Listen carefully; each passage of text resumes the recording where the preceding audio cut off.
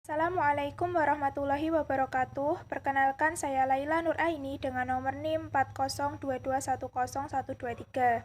Di sini saya mewakili kelompok 2 akan mempresentasikan materi dengan judul Teori X dan Teori Y MC Gregor. Topik yang akan kami bahas adalah teori X dan teori Y, kendala dalam teori X dan teori Y, penggabungan antara kedua teori tersebut dan juga kesimpulan. Penyampaian materi ini nanti akan disampaikan oleh saya sendiri dan juga teman saya Lailatus.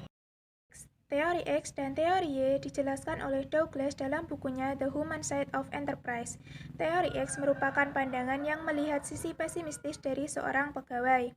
Pemimpin yang menyukai teori ini akan bergaya kepemimpinan otoriter, yaitu pemimpin akan berasumsi bahwa pegawainya kurang termotivasi, malas bekerja, dan tidak memiliki semangat.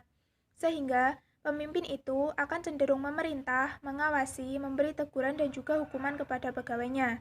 Pegawai tersebut akan termotivasi apabila diberi penghargaan atau pujian. Ciri-ciri teori X dan contoh perilaku teori X. Yang pertama, ciri-ciri teori X yaitu selalu menganggap pegawainya tidak menyukai pekerjaan mereka. Yang kedua, berasumsi bahwa pegawai hanya bekerja untuk mendapat gaji tiap bulan. Ketiga, berasumsi pegawai tidak kreatif dan totalitas dalam bekerja. Yang keempat, menganggap para pegawai tidak berambisi dan harus selalu diarahkan. Dan yang kelima, pemimpin ini akan cenderung selalu mengontrol, memerintah, mengawasi, bahkan memberi hukuman. Contoh perilaku teori X. Yang pertama, atasan selalu memberikan perintah kepada pegawai agar segera menyelesaikan tugasnya. Yang kedua, pegawai yang bekerja hanya untuk memuaskan pimpinan mereka. Dan yang ketiga, hanya akan termotivasi apabila mendapat penghargaan atau pujian atas pekerjaan yang diraih. Pada dasarnya, cara kepemimpinan ini memang masih digunakan perusahaan baru, namun akan sangat sulit mengubah sistemnya menjadi modern. Untuk yang selanjutnya yaitu teori Y. Pengertian teori Y adalah pemimpin dalam kategori teori Y akan memandang pegawainya secara positif atau optimis. Cara kepemimpinannya pun tidak terpusat pada satu figur saja. Pemimpin dalam kategori Y akan memotivasi untuk bekerja sama, selalu aktif berpartisipasi, dan percaya kepada pegawai juga timnya. Pegawai dalam organisasi Y akan memiliki jiwa tanggung jawab yang besar. Penghargaan dan pujian diberikan untuk mengontrol staf dan menjalin komunikasi yang baik. Menurut Douglas, cara ini seperti relevan dengan dunia kerja modern. Untuk yang selanjutnya adalah ciri-ciri teori Y dan contoh perilakunya. Yang pertama, ciri-ciri teori Y. 1. Menganggap para pegawai bahagia dalam bekerja karena inisiatif mereka sendiri. Yang kedua, memberikan ruang kepada pegawai untuk beropini. Yang ketiga, tidak terlalu mengontrol dan memberikan perintah. Yang keempat, memotivasi pegawai agar semangat dalam bekerja. Yang kelima, melihat pegawainya sebagai pribadi yang memiliki potensi dan tidak pemalas. Yang B yaitu perilaku teori Y. 1. Memiliki kreativitas tinggi dalam menuangkan idenya. 2. Selalu memberikan motivasi kepada para pegawainya. Yang ketiga, pemimpin membebaskan pegawai untuk menyampaikan aspirasi dan pendapatnya. Apakah menggabungkan teori X dan teori Y di tempat kerja?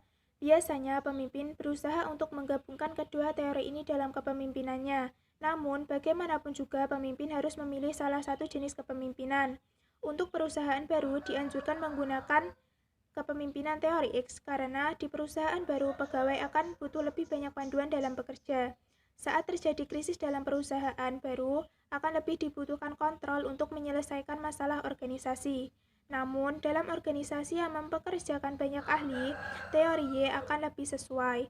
Para ahli biasa bekerja dengan inisiatif dan kreativitas sendiri. Kendala teori X dan teori Y.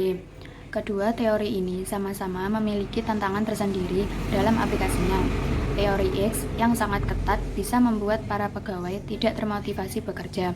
Pegawai juga bisa menjadi tidak kooperatif jika atasannya terlalu banyak mengontrol. Hal ini bisa berakibat pada pergantian pegawai yang tinggi dan reputasi organisasi pun akan ikut terpengaruh.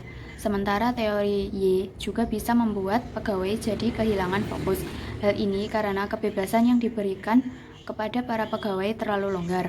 Pegawai juga kurang termotivasi akan menggunakan kesempatan ini untuk bermalas-malasan dalam menyelesaikan pekerjaan mereka. Kesimpulan dari pembahasan ini adalah semua teori, baik teori X maupun teori Y, memiliki kelebihan dan kekurangannya masing-masing. Setiap teori memiliki tantangan tersendiri. Sebagai pemimpin, merekalah yang harus tahu apa metode terbaik yang harus diaplikasikan pada organisasinya. Sekian presentasi dari kelompok kami. Atas perhatiannya, kami mengucapkan terima kasih. Dan apabila ada tutur kata yang kurang berkenan, saya perwakilan dari kelompok memohon maaf yang sebesar-besarnya. Wassalamualaikum warahmatullahi wabarakatuh.